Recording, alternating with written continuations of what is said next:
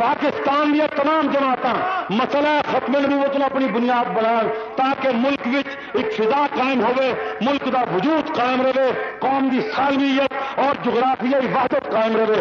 اگر مسئلہ ختم نبوت نے بنیاد نہیں بنایا جاتا یہ ملک نہیں بچ سکتا۔ اگر مسئلہ ختم نبوت نے بنیاد نہیں بنایا جاتا تو یہ ملک نہیں بچ سکتا۔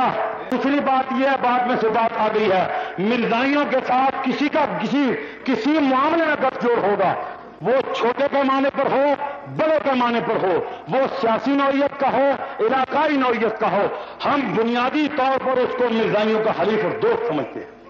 بالکل صحیح۔ ہم اس کو مرزائیوں کا دشمن نہیں تصور کرتے۔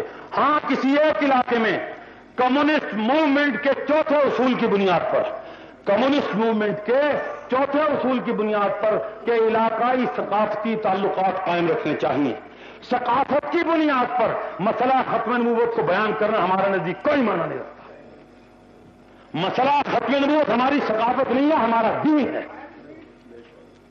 ثقافت ہے شلوار پہننا، کرتا پہننا، پینٹ پہننا، دھوتی باندھ لینا، یہ ہے ثقافت۔ مسئلہ ختم نبوت کو علاقائی ثقافت کے بحروب میں پہچاننے کی کوشش مت کرو۔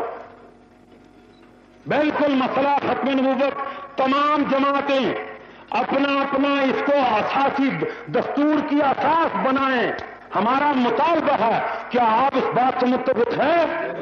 جو لوگ اس بات سے متفق ہیں ہاتھ کھڑا کریں، اور تمام جماعتوں کے بھائی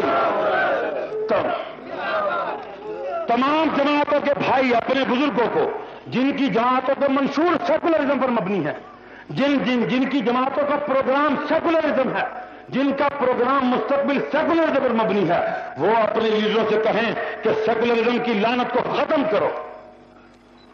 ہم بالکل کسی سیکولر پارٹی کا، کسی سیکولر کریکٹر کے لیڈر کو ہم امت کا لیڈر نہیں تسلیم کرتے۔